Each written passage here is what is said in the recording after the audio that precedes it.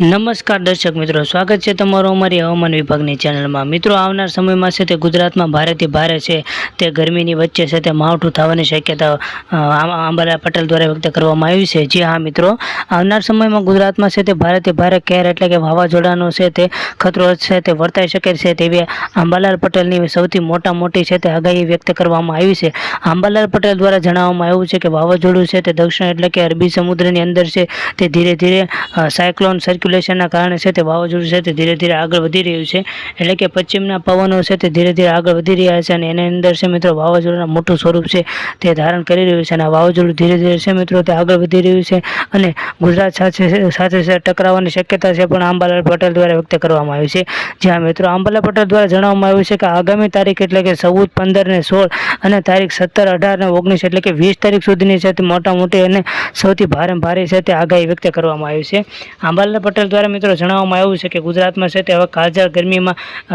રાહત થાય તેવી પૂરેપૂરી શક્યતા છે તે અંબાલાલ પટેલ દ્વારા વ્યક્ત કરવામાં આવી છે। એટલે કે જુદા અલગ રાજ્યોની અંદર તમે જોઈ શકો છો કે અને જિલ્લાની અંદર તમે જોઈ શકો છો કે અલગ તાપમાનમાં છે તે ધીરે ધીરે વધારો થઈ રહ્યો હતો, એના પરિણામે હવે છે તે ઘટાડો પણ નોંધાય છે। જ્યાં મિત્રો વાવાઝોડાના કારણે છે મિત્રો અત્યારે પવનો છે તે ધીરે ધીરે એટલે કે પશ્ચિમથી છે મિત્રો ઉત્તર તરફના પવનો છે તે ફેંકાઈ રહ્યા છે અને આ પવનોની ગતિ છે।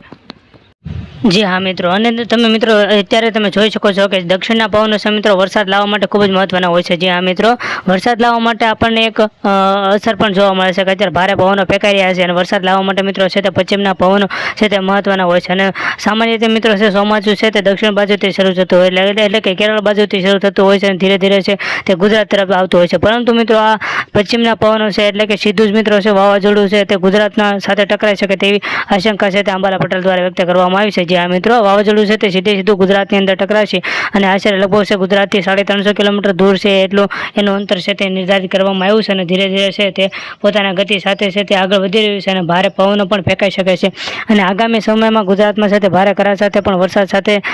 આવશે એવી આગાહી છે તે અંબાલાલ પટેલ દ્વારા વ્યક્ત કરવામાં આવી છે। અત્યારે ગુજરાતની પરિસ્થિતિની જો વાત કરવામાં આવે મિત્રો તો અત્યારે સમગ્ર ગુજરાતની અંદર છે મિત્રો અત્યારે ભારે ધૂળની ડમરીઓ સાથે છે મિત્રો પવનો ફેંકાઈ રહ્યા છે અને ભારે ગરમી પણ વધી રહી છે અને લૂ પણ ફેંકાઈ રહ્યા છે। મિત્રો આવી પરિસ્થિતિમાં મિત્રો સાથે રાહત થશે એવી પણ આગાહી છે તે અંબાલાલ પટેલ દ્વારા વ્યક્ત કરવામાં આવી છે અને હવામાન વિભાગ દ્વારા એ પણ જણાવવામાં આવ્યું છે કે આવા સમયે ખાસ પ્રકાર છે તમારે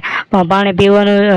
વધારે પડતું રાખવું જોઈશે અને ખાવામાં પણ છે તમારે અમુક પ્રકારની છે તે છૂટછાટ મળશે નહીં, કારણ કે આવા સમય છે તમારે જરૂર પૂરતું જ તે ભોજન ખોરાક છે તે ગ્રહણ કરવો પડશે અને તમારે કપડામાં પણ છે તે સુતરાઉ કપડાં અવશ્યપણે પહેરવા જોઈએ।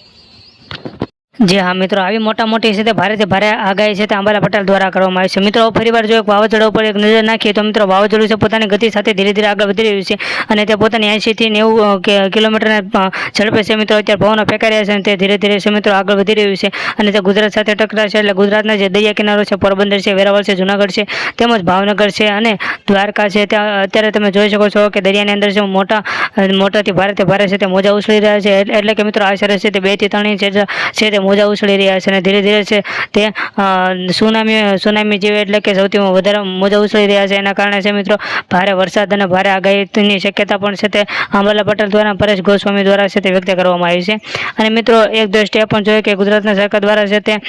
દરિયાઈ ખેડૂતો માટે પણ ખાસ પ્રકારની સૂચના આપી દેવામાં આવી છે કે આવા સમયે છે તે ખેડૂતોએ સપોઝ દરિયો ન ખેડવા જવા બાબતે પણ સરકાર દ્વારા સૂચના આપવામાં આવી છે અને જે લોકો છે દરિયા કિનારા અંદર રહે છે તે લોકોને છે તે દરિયાથી ખસેડવા માટે સરકાર દ્વારા છે તે એનડીઆરએફની ટીમ પણ છે તે તૈનાત કરી દેવામાં આવી છે અને મિત્રો આગામી સમયમાં છે તે મોટી જાનહાનિ ન થાય તે માટે સરકાર દ્વારા છે તે ખાસ પ્રકારના જે સૂચનાઓ અને પગલાઓનો છે મિત્રો આપણે સૂચપણ અને સમયસર છે મિત્રો આપણે એનું પાલન કરવાનું રહેશે। અને મિત્રો જો ચોમાસાની વાત કરવામાં આવે તો આવનાર ચોમાસું છે એટલે કે જુલાઈથી જૂનથી છે મિત્રો ચોમાસું બેસી શકે તેવી શક્યતા છે અને જુલાઈમાં છે તે વધારે વરસાદ પડી શકે છે તેવી આગાહી છે તે અંબાલાલ પટેલ દ્વારા વ્યક્ત કરવામાં આવી છે અને આવનાર સમયમાં છે તે ચોમાસું છે તે વહેલી તકે બેસી જશે તેવી આગાહી છે તે અંબાલાલ પટેલ દ્વારા કરવામાં આવી છે। જી હા મિત્રો, અને આ વાવાઝોડું છે તે એક પ્રકારનું માવઠું છે તેવી પણ આશંકા છે તે વ્યક્ત કરવામાં આવી છે અને મિત્રો જો ખેડૂત મિત્રો વિશે વાત કરવામાં આવે તો ખેડૂત મિત્રો માટે છે મિત્રો આ માઠા સમાચાર કહી શકાય છે, કારણ કે માવઠાથી છે પોતાના પાક એટલે કે તલ છે આ ઉપરાંત કેટલાક બાજરો છે જેવા પાકો છે તે જે ઉનાળામાં લઈ શકાય છે એવા પાકોને પણ છે તે નુકસાન થાય મિત્રો હજી સુધી જો તમે અમારી યુટ્યુબ ચેનલ લાઈક શેર અથવા સબસ્ક્રાઇબ નથી કરી તો મિત્રો તમે અત્યારે તમારી યુટ્યુબ ચેનલ લાઈક શેર અને સબસ્ક્રાઇબ કરી બેલ આઇકન જરૂર દબાવી દેજો કે જેથી હવામાન વિભાગની માહિતી સૌથી પહેલા તમને મળે.